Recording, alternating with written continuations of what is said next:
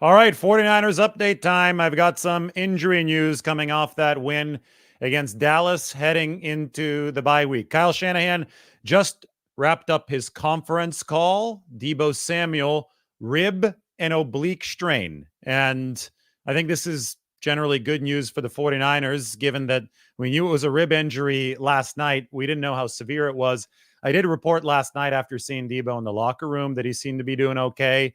49ers are going to reevaluate him coming out of the bye week, but this does not sound like it's anything acute and something that could cost Deebo Samuel a lot of time. Again, no further details beyond this. Rib and oblique strain with a post-bye week evaluation for Deebo Samuel. Jordan Mason, 49ers running back, re-aggravated the shoulder injury. It was an AC joint injury that he suffered against the Seattle Seahawks. They're also going to reevaluate him after the bye. Of course, Mason gave way to Isaac Guerendo yesterday, who had his career best performance so far, looked very, very explosive. Kyle Shanahan just talked about the added confidence and burst that Isaac Guerendo has been showing on a week-by-week basis, and that's something that we have definitely noticed as well. Seems that the injury that threatens to sideline a 49ers for the longest 49er for the longest period of time coming out of this game against Dallas is Chris Conley's hamstring strain. Kyle Shanahan said that would be a week-to-week situation for Chris Conley. So in just a second, I'll pop open a depth chart and we'll have a chance to see how the 49ers might shuffle their receiving room to make up for this, because Brandon Ayuk is the starting X, the first string X for the 49ers. He's obviously done with the season for the season. Chris Conley was his top backup at the X receiving spot, and it appears that the 49ers are going to have to do some shuffling to make sure that they're covered there coming out of the bye week with Chris Conley currently week to week. D. Winters, 49ers young linebacker, is in the concussion protocol. And this is good news for San Francisco. There was some worry about this. Renardo Green has a low ankle sprain. It's not a high ankle sprain, and he's simply classified as day-to-day. So he doesn't appear to be in danger of missing any game time. The 49ers do not play again until November 10th at Tampa Bay. So let me get this up on the screen for you. We can look through this entire roster, and we could shade the players who are currently hurt in that pinkish red color. Jake Moody already shaded that way here. Kevin Givens didn't play yesterday due to the groin injury. And Juwan Jennings with the hip injury. Shanahan unequivocally said that, yes, the 49ers do expect Juwan Jennings to be back after the bye, although they did expect that this week as well, and Jennings wasn't quite ready yet. Of course, he now has more time, about 2 weeks, to be ready to play against the Buccaneers. Anyway, we'll keep Juwan Jennings shaded in that color for now. And we'll add some of the other injuries, starting with Chris Conley. He's right here. Hamstring injury. That puts 2 injuries in that 49ers receiving room, plus the Brandon Ayuk injury. He's already down on injured reserve. Can Ricky Pearsall play the X? I think that the likeliest scenario is that you have Juwan Jennings come back next week, and you have him slide up into the X receiver role, because he's your best blocking wide receiver, and the X really needs the block. Plus, he can separate really well. So if no Conley, but yes on Jennings, Jennings could play the X. Deebo is the Z. And then Ricky Pearsall can be your F, can be your third wide receiver. Pearsall already had a significant role yesterday. How about the play yesterday where Brock Purdy threw the football to Ricky Pearsall before he made his break? Showed really, really good rapport, chemistry between those two players. All right, so back here, D. Winters in concussion protocol. That's at that linebacker room. Winters really started delivering as the 49ers linebacker 3. Of course, they've got Demetrius Flanagan-Foles, who was good on special teams yesterday. Some big, big hits from DFF, number 45 on special teams. Good game from him. He might have to step into that linebacker 3 spot if D. Winters isn't good to go by November 10th, but the 49ers would hope that he clears the protocol before then. Jordan Mason with the shoulder re-aggravation, so that's up here. Isaac Guerendo took his spot yesterday, and we'll talk about Christian McCaffrey here in a second. We saw 5 carries or 5 plays yesterday for Patrick Taylor Jr. as well. and Deebo Samuel, rib and oblique strain. So basically the entire top of the receiving room currently is hurt, plus Brandon Ayuk, but it doesn't look like anything is severe. They expect Jennings back, and Deebo will be evaluated after the bye week. I mean, in the worst case scenario, if you didn't have either of these three for the game against the Tampa Bay Buccaneers, then it's looking very, very sparse. This might help you understand why the 49ers would be looking to add quality depth to the receiving room instead of necessarily looking to add a wide receiver one before the trade deadline. Somebody like Kendrick Bourne would really help them in case they hit worst case scenario. It's all about layering and stacking talent, right? And I think that's always going to be a concern because Pearsall was not a luxury pick. Pearsall was a necessity pick. And I think people understand that now with Brandon Ayuk being unavailable, and they should understand it even more with some of these injury issues at receiver. But the good news for the 49ers is that they are just now entering the bye week. So they can sit back, they can enjoy as they watch Monday Night Football tonight, as they watch Thursday Night Football this week, as they watch all the Sunday games this coming weekend. I mean, there's going to be a lot of days of football that come up between now and the next time that the 49ers suit up, and that's going to be November 10th in Tampa Bay. So a lot of time for guys to be on the mend, to get healthy. And the cherry on top of everything is that Dre Greenlaw's return is getting closer, according to Kyle Shanahan. As you could see, I used quotes. I could read you the longer quote here from Shanahan. Quote, once it gets past the bye week, we'll be looking at each week whether we should bring him back or not. So the point here is that Dre Greenlaw, who tore his Achilles during that Super Bowl back in February, he's obviously been a month-to-month or several months to several months proposition for a while now.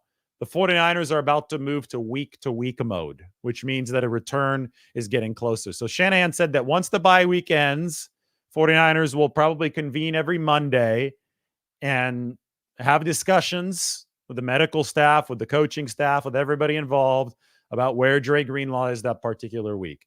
And they'll say, well, is now a good time to activate him? If they say not quite yet, then they'll check in the next week.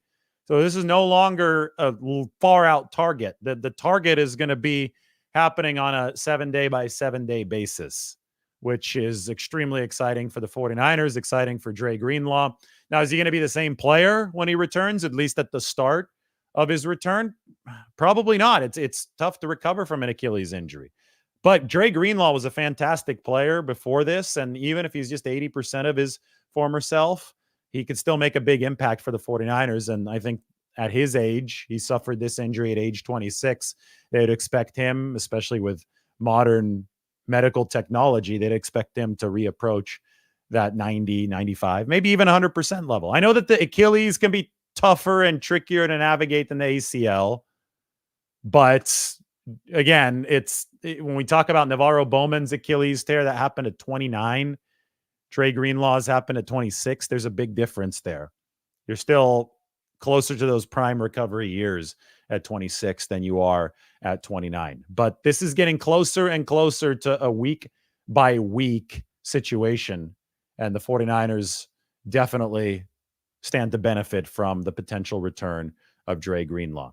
Then there's some news on Christian McCaffrey. He's going to simulate practices this week. And why don't we watch the Lunch with Lombardi that I just recorded so you guys can, A, get your sandwich recommendation, but B, we can talk a little bit more about Christian McCaffrey and his potential return coming up here in just about, 13 days.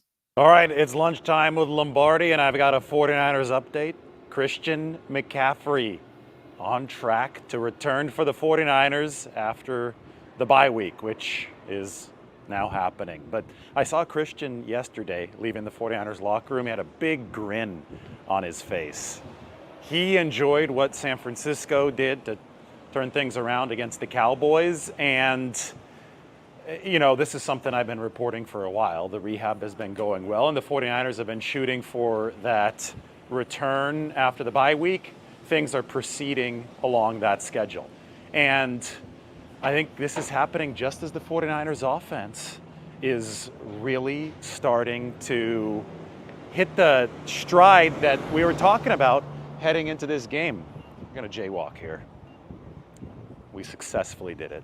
A lot going on this beautiful afternoon in the Mission. We're on our way to get a good sandwich, but the 49ers offensively, in the first half, they averaged 10.1 air yards per attempt. So Brock Purdy was still airing it out. They were attacking the intermediate and the deep portion of the field, just as they had been in the 7 weeks prior to this game. But in the second half, when they saw their true production on the scoreboard start to take hold, it went down from 10.1 air yards on average to 3.8 air yards on average. So the short, quick timing game came back, and this is before Christian McCaffrey's return. CMC is going to be good for the 49ers' short, quick timing game. I mean, that's his specialty in the pass game, right?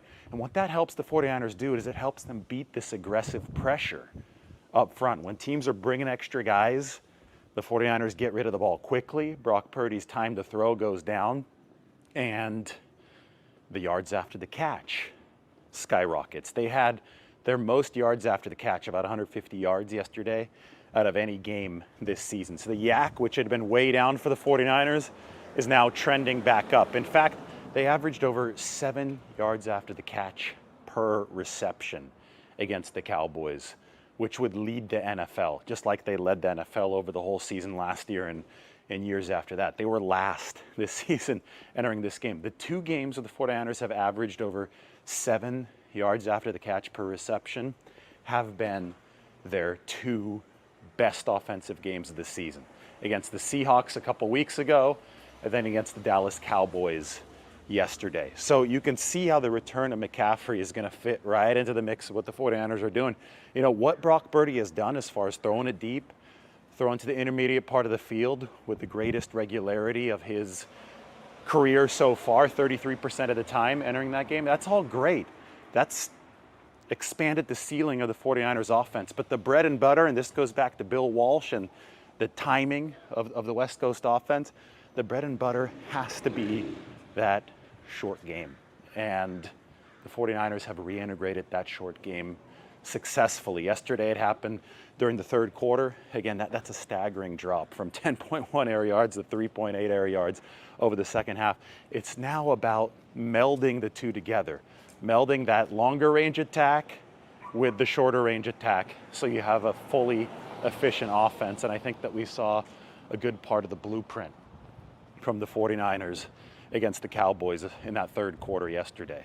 Now, another key part of the dynamic is how will Christian McCaffrey positively impact the 49ers' run game? And this yesterday became so much more intriguing with how well Isaac Guerendo ran the football. The way that Guerendo burst through the seams there for the inside zone runs in the third quarter, and then he hit on the outside zone a little bit later. The outside zone helped seal the deal for the 49ers when he slid in at the end. The way that Guerendo ran, much more effective than Jordan Mason as far as just pure fit into the 49ers system. I think that Mason brings an excellent physical change of pace that's very valuable to the team. But Guerendo, that's like lightning to Jordan Mason's thunder. So then you consider McCaffrey being added to that mix. McCaffrey can ease his way back into things. They're not going to have to run him into the ground because they've got a guy that is a pure fit, kind of like a Raheem Mostert type in Isaac Guerendo, which I think is absolutely huge for the 49ers. The rushing efficiency has been okay on the aggregate for San Francisco, but there have been problems in the and one situations, and I think that reared its ugly head in the game yesterday. It's going to continue to haunt them until they feel fully confident they can get 1 yard or 2 yards when they need it. I went through the stuff rate numbers and the power success rate numbers. Those have both taken a big hit this year without Christian McCaffrey. Yesterday we saw them run a sneak from 2 yards out, which just gives you an idea of a lack of confidence in the standard run game. Then it was 3rd and 1 late. 49ers were trying to nurse the lead, and they decided to run a bootleg pass play instead that obviously didn't work out. And that told me that they're not fully confident in that short yardage running game yet. I think that's where Christian McCaffrey can help the most, because you talk about Guerrero being lightning and you talk about Jordan Mason being thunder. Christian McCaffrey brings a nice hybrid of both, which is why he's a future Hall of Fame running back, which is why he's somebody that can, I think, really be the glue, be the bridge that this team needs in the run game.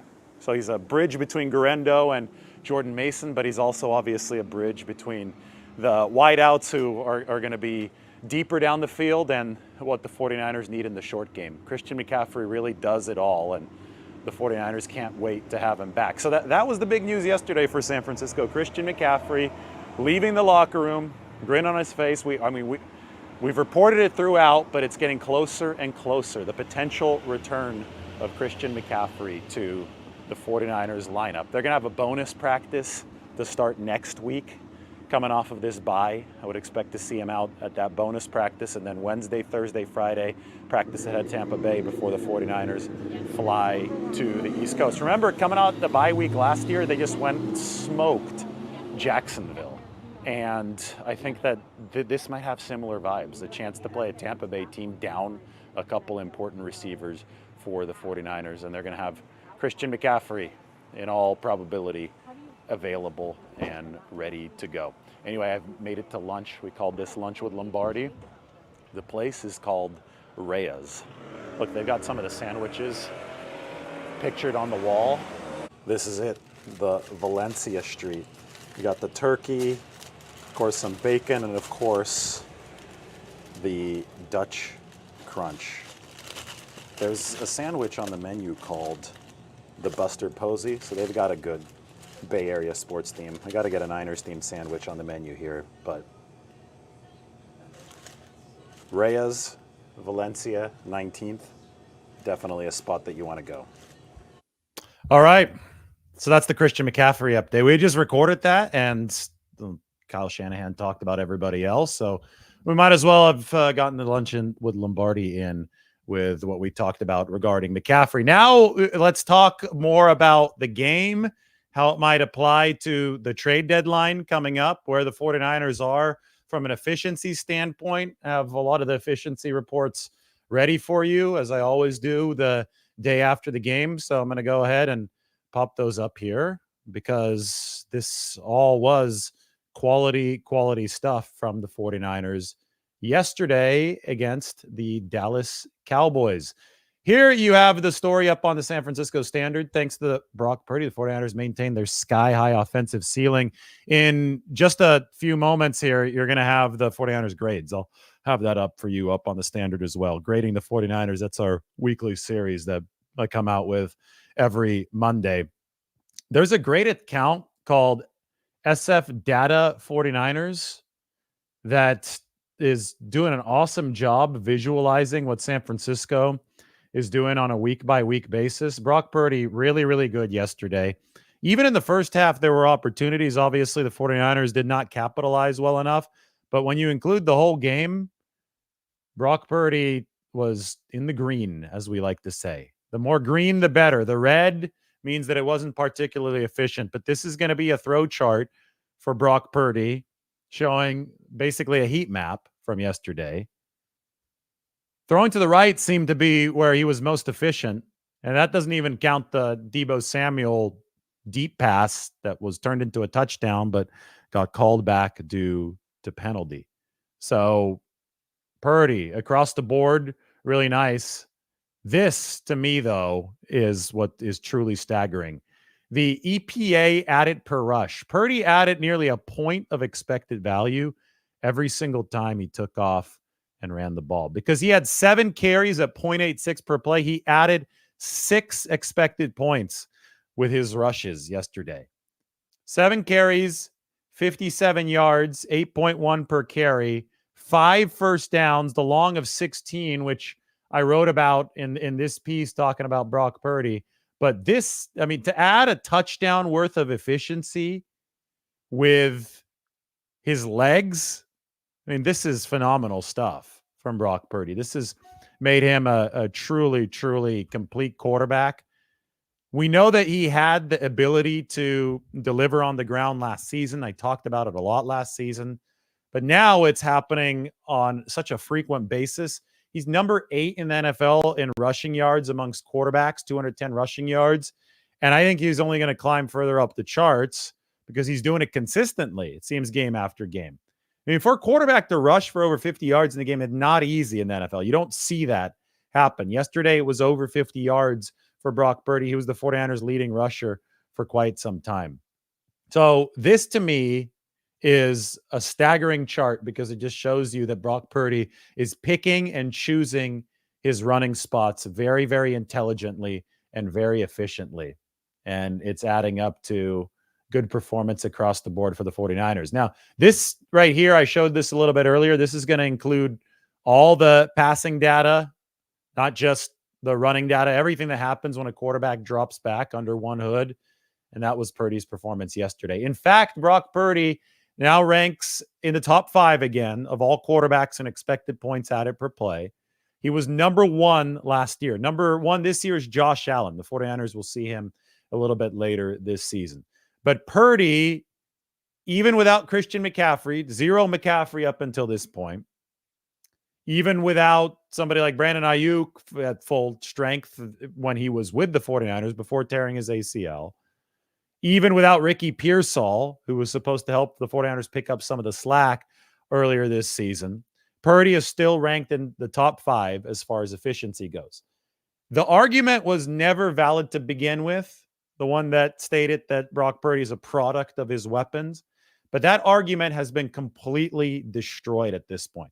The fact that Purdy has gone through half a season without Christian McCaffrey and missing other significant weapons over that time, and he still ranks in the top 5 of quarterbacks in efficiency in the NFL, that goes to show you that Brock Purdy is not a product of his weapons. Now, of course, having Christian McCaffrey and having the best possible players around you will make you a more efficient quarterback.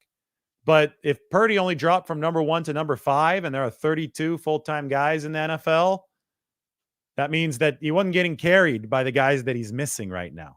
Those guys enhance what Brock Purdy is doing. They're all important parts of the team. But the disrespect has got to stop because Brock Purdy has indeed been the class of the league ever since he joined in 2022 when it comes to delivering efficiency, which is the goal as a quarterback. And he's done it regardless of who's available. He's been able to elevate talent around him. And then when the best talent has been around him, that's elevated Brock Purdy. It's been a reciprocal relationship. And that's exactly what team football should look like. So Purdy, again, efficiency-wise on every drop back, really good yesterday. The efficiency on the runs, awesome. He added a touchdown worth of value with his legs alone. And the spray chart here looks very good for Brock Purdy as well. A little bit earlier today, we talked about the pressures coming from the defensive side of the ball. Bosa was 6. Okawanu with 5. Here's a number for you. Sam Okawanu was lined up on the interior for 3 of his 5 pressures in this game. So we've been talking about the 49ers needing to add on the defensive line and, depth, firepower, what have you. It looks like some of the answers that are already in the building, some of the answers can be found within. This is not to say that the 49ers don't have to add somebody. I think that any team can benefit, especially the 49ers, given the way that they play. Hair on fire. You can always add more depth to the defensive line. But it certainly isn't completely mandatory, especially when you're looking for the pass rushing productivity at the top end of this. In fact, if Okawanu had enough snaps to qualify this season, and he doesn't quite have that yet, but the snap load yesterday was fairly big, over 30 snaps, he would rank in the top 10 of edge rushers in pass rushing productivity. Bosa's great. He had 6 pressures yesterday. Okawanu had 5, including a sack. 3 of those 5 came from inside, which meant that he moved from the edge to line up over defensive tackle. He's facing mainly Tyler Guyton. He moved from the edge to line up over offensive guard.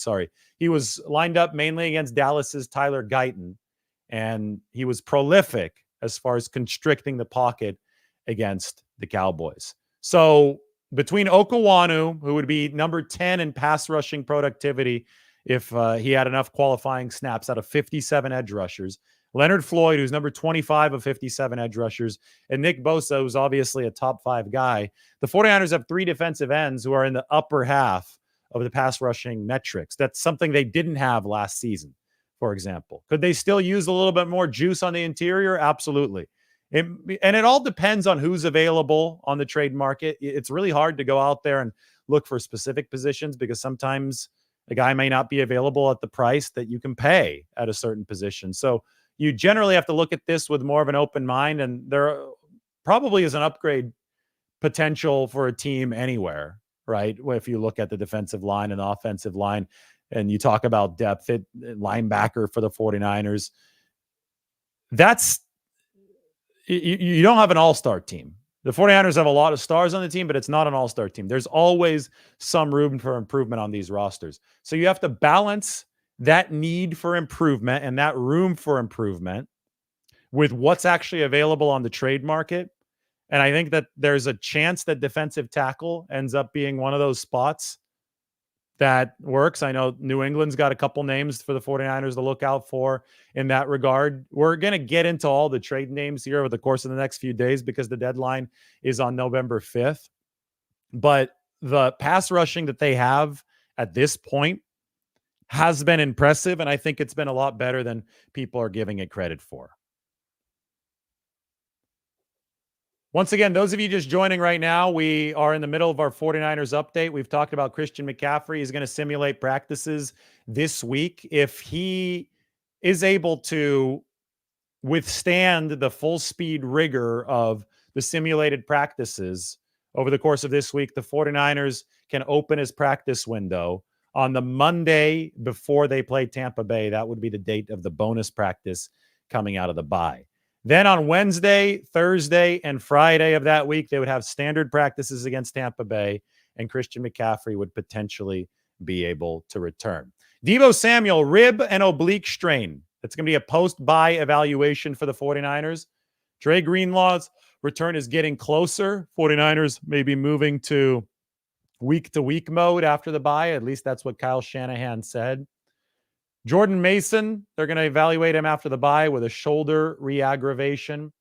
Chris Conley, week to week with the hamstring. D. Winters in concussion protocol. And Renardo Green, day to day with the ankle injury. How about Renardo Green? He was the 49ers' highest graded defender. And this is something that people didn't want to believe leading up into the season, but it's a prognostication that we made over and over again. We said that the 49ers cornerback room was going to be the deepest that they ever fielded under Shanahan and Lynch, and that this could be one of the better cornerback rooms, both starting-wise and depth-wise, in the entire league. Well, it looks like that prognostication is coming true. Renardo Green has replaced Isaac Yiadom as the 49ers' third cornerback. Deommodore Lenoir is absolutely sensational. That was a key matchup in this game against the Cowboys. We talked about it before against CeeDee Lamb. And let's go back to that. Lenoir against CeeDee Lamb. I believe there was tape of this online. I'm going to see if I could pop it open. If not, maybe Mike can send it to me. I think we could play this. But I could describe it if I can't. And the interception against Dak Prescott was a special one because here it is.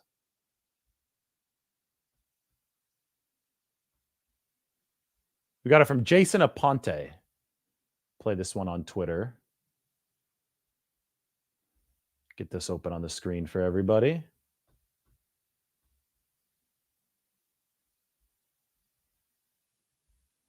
So take a look at this. This is going to replay. Shout out to Jason. Give him a follow on Twitter. He cut up this clip and put it up there. This is the Lenoir interception. I'm going to pause it very briefly. Dak is rolling out. You could see this is where Deommodore Lenoir is on the very left.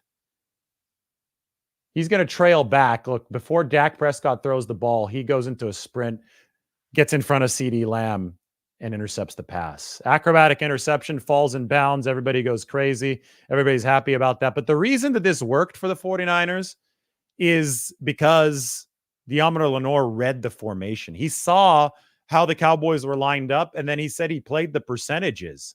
He said, okay, wait, out of this formation, CeeDee Lamb is going to run this route in all likelihood. And he sprinted back and he made the pick. That's a smart heads-up play. What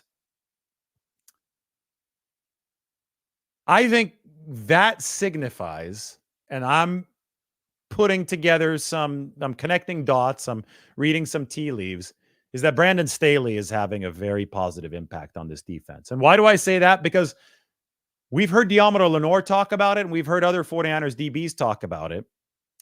Brandon Staley is a big percentages guy. He's a guy that will study tendencies and study percentages, so he'll see a formation, and he'll tell the defensive backs, out of this formation, they're most likely to try to leverage outside, inside, run this route, run that route. So you can play the percentages of what the formation looks like and what the down and distance gives you to gamble a little bit, to cheat on a certain route. And that's what Deommodore Lenoir did there. He saw how the Cowboys were aligned, and because of that, he was in position to pounce on the throw from Dak Prescott to CeeDee Lamb. Lenoir has complimented Brandon Staley in the past for this analytically oriented approach, and I can't wait to check with him to see if that indeed was behind some of his thinking in this game. Lenoir just keeps on getting better every year. The passer rating he's given up into his coverage is probably 50-something now with that second interception. That's probably worth looking up. I'm going to get this information for you guys very quickly. PFF does a great job of charting this. We can go to their premium stats page, then go to positions, find coverage, and go from there. Coverage for cornerbacks. All right, what do you think the rating into Deommodore Lenoir's coverage is? Number 6 in the NFL, 63.4. Quarterbacks, when they target Deommodore Lenoir in coverage, have a rating of 63.4. The only quarterbacks who have a better number than Deommodore Lenoir are Dante Jackson of Pittsburgh, Jalen Johnson, shout out to Fresno Central High School of the Chicago Bears, Kobe Durant of the Rams, Jacorian Bennett of the Raiders, and Kamari Lassiter of the Houston Texans. Lenoir right behind those guys at 63.4. He's been in coverage this year on 291 snaps, and he's allowed 325 yards, just over a yard a cover snap, which is also a good number. It was actually a little bit better before this game against the Cowboys, but there was some damage done yardage-wise against Lenoir. Still, he more than made up for that with the interception and the very, very low passer rating allowed into his coverage. What a player. And you know who else is a good player? He's day-to-day with that ankle injury right now, Renardo Green, the highest-rated 49er on defense. I talked about it a bit this morning, but I think that the most underrated play of the entire game was actually the second part of a very underrated two-play sequence. Dallas leading 7-3, 49ers in danger of trailing 14-3.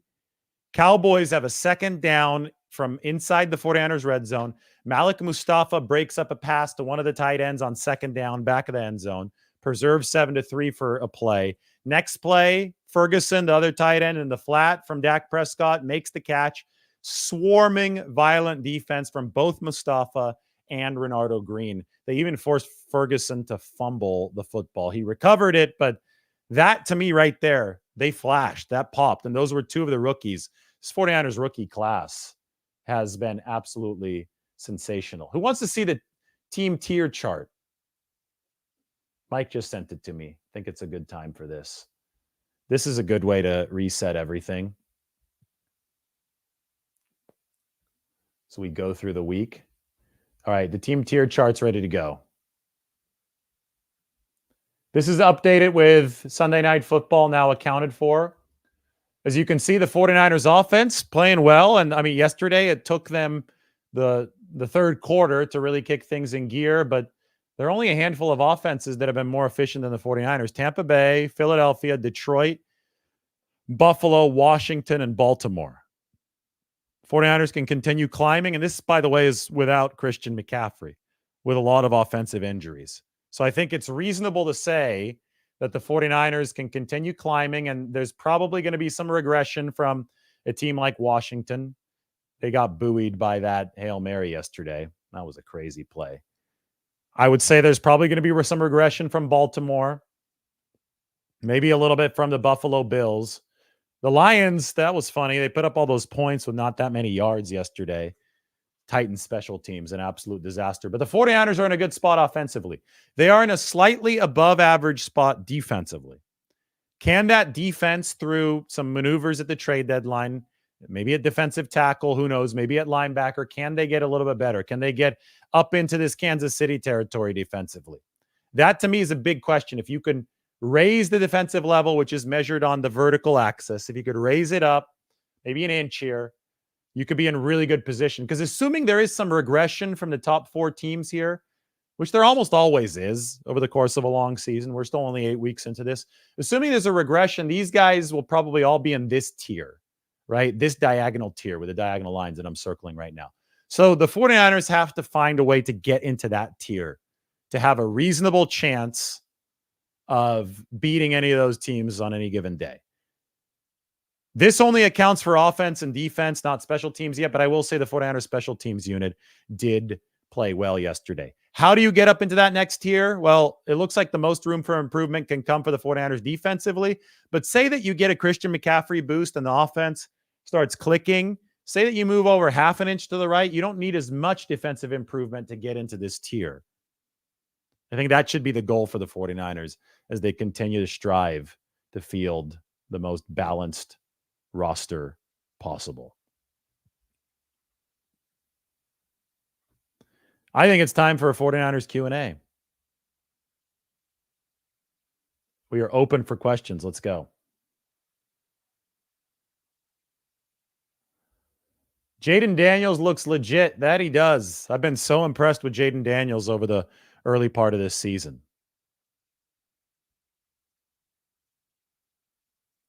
I think the Lions do look legit this year. I agree with you, but I don't believe in that defense as much as a lot of people do. Now, this chart, it smiles on the Lions defense, but I think there's going to be a regression without Aiden Hutchinson, especially when they play some better teams than the Titans. So you don't have your top edge rusher. Hutchinson and his absence might drop Detroit down somewhere here. If the offense regresses a bit, they're over here, and it doesn't take that much of an improvement for the 49ers to be neck and neck with Detroit. And then I think if you've got Brock Purdy against Jared Goff, I think Brock Purdy's the better quarterback. You would take your chances, even if it isn't a dome against the Lions. So the 49ers goals are still out in front of them. Everything is there for the taking. Despite the adversity they've been through, and perhaps that's even strengthened them, but despite the adversity they've been through, the 49ers are in a good spot.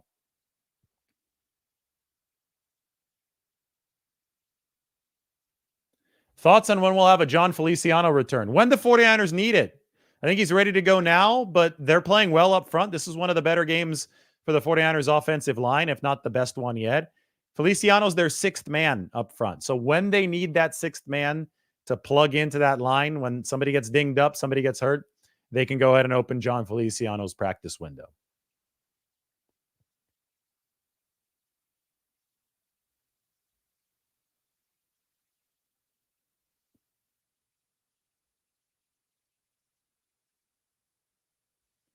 Week to week for Greenlaw is the question here. So does that mean likely not back for the Bucs game? Yeah, I would say certainly not back for the Bucs game. Once the bye hits, then the 49ers, like once they come out of the bye, then they'll start looking at this on a week by week basis. That does not mean that they'll say, oh, he's ready to go right after the bye.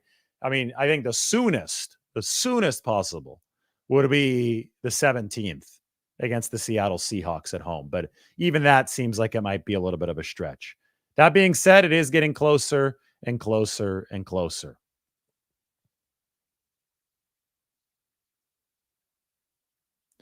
Lenore had an identical interception last season against Dak on the same exact route. That's right. And he's got 8 picks now. He also had one in the playoffs against Dak, right? I'm trying to remember. Sometimes these Cowboys games blur in my mind. There have been 3 wins for the 49ers against Dallas, all at Levi's Stadium since Brock Purdy took over as quarterback, and Deommodore Lenoir has been good in every single one of those games. What does a simulated practice mean? It means that Christian McCaffrey is running through all the motions as if it were a practice, except he's by himself and with the trainers. And then they see how his body and his Achilles handle it.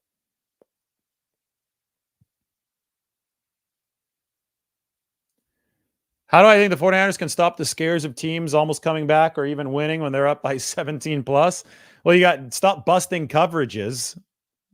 That was tough yesterday. They busted a coverage. That was bad. But then, I think it was a bit of a fluke when Renardo Green and Jair Brown just collided on that second CeeDee Lamb touchdown. Good learning lesson. Make sure that you're avoiding that in the future, but you rarely see that happen.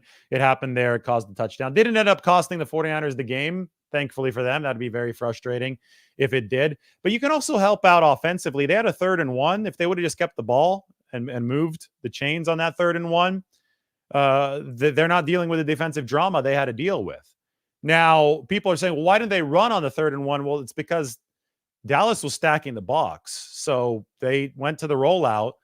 The rollout wasn't executed. Unfortunately for the 49ers, that meant the defense had to go back out onto the field.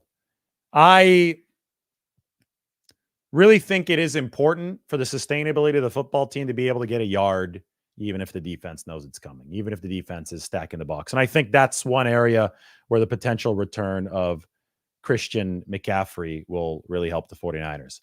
Just got a little notification. Steph Curry's going to miss at least 2 games with his ankle injury for the Warriors. Warriors, by the way, they lost last night while the 49ers were beating the Cowboys. Warriors got off to a really nice start those first 2 games. Yesterday, they came back down to earth, and that involved a Steph Curry ankle injury. Tough break for the Warriors, but we'll be watching that closely here over the season. As Eric Gomes says, not bad, only 2 games. Yeah, they play a lot of games in the NBA. They play like 80, 81, right? 82. Remember the Chicago Bulls went 72-10.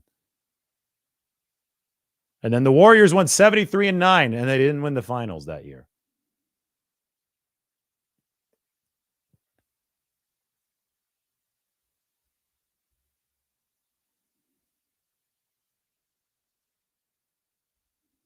Was there a graphic that had McKivitz ranked number 6 of 40 on TV, I'm guessing? I didn't see it. You're going to have to fill me in on what the graphic said. I do know that McKivitz has improved significantly over last year, but I don't know what graphic you are referring to. Does the right side of the offensive line look better than the left this year? Pooney's really good. He's been playing better than Aaron Banks. Now, Trent Williams is the best that there is, so you can't say that McKivitz is better than Trent Williams. I think that they're just more ambidextrous. I think the line, they could go either way, and they have confidence running right, and they have confidence running left now. I think it's fairly balanced in that way. The Punisher, Dominic Pooney. Are the 49ers buyers or sellers at the trade deadline? Well, they're trying to make the team better for this year. If there is an opportunity to trade somebody away in a fashion that brings back capital that makes sense, of course, the 49ers would consider it. That's why you've heard some murmurs about guys like Charvarius Ward. But Charvarius Ward played his best game yesterday. I think his past 2 weeks have been his best weeks. Kyle Shanahan, by the way, this is part of the 49ers update. I didn't mention it earlier. He exited for a couple snaps, Charvarius Ward did, and he had some groin tightness yesterday. But he had been hurt on and off the injury list over the first few weeks of the season.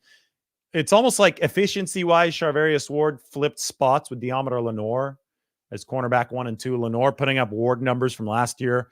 Ward putting up Lenoir numbers from last year. And I think that part of that regression definitely had to do with the fact that he was on the injury report with the knee, the hamstring for a while. But his best football has come over the past 2 weeks. And that's really, really significant. And I don't think that if you're the 49ers, who obviously are a Super Bowl contender, I don't think that you want to be losing quality cornerback depth right now. So I would say that the 49ers will err toward the side of buying rather than selling.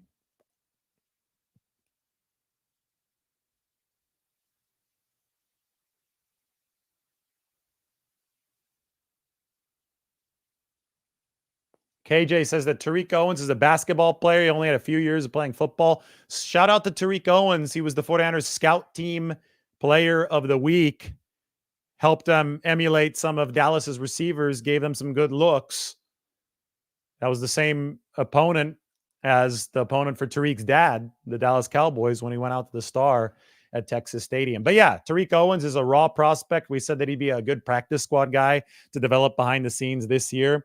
And that's exactly what the 49ers have been doing with Tariq Owens, who really seems to be coming along well. Eric Gomes. Apparently, Isaac Guerendo's performance warrants all caps. I'm not arguing with it. It probably does. Eric Gomes is the king of all caps. Outside of the missed block on the blitz, Guerendo put the NFL on notice.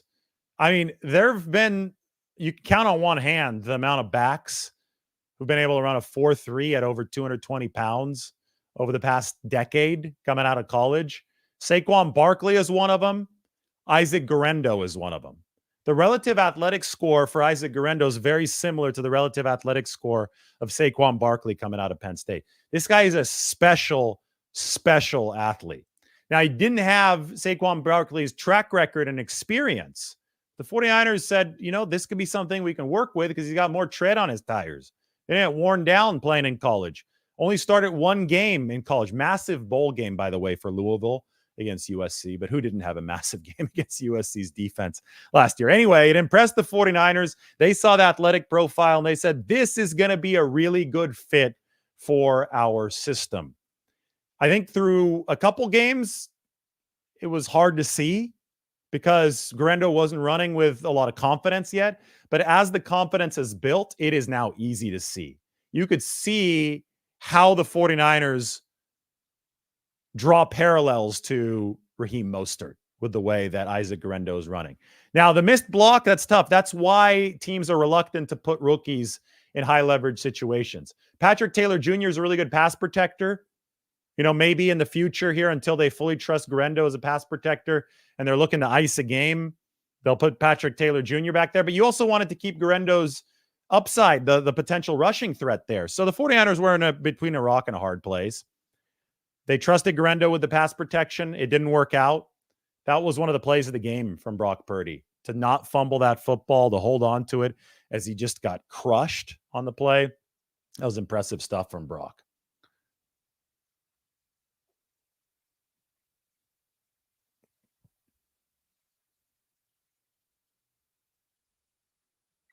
KJ says that rookies are showing up, making the most out of their opportunities. Yeah. How about a rookie check-in for the 49ers?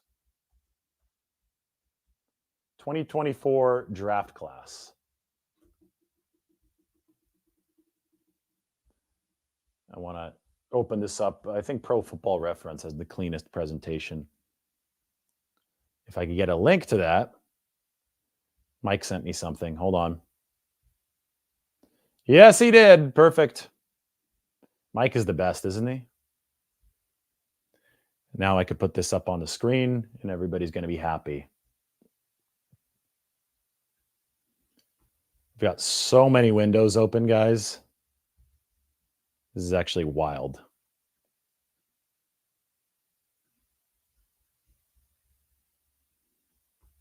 But soon,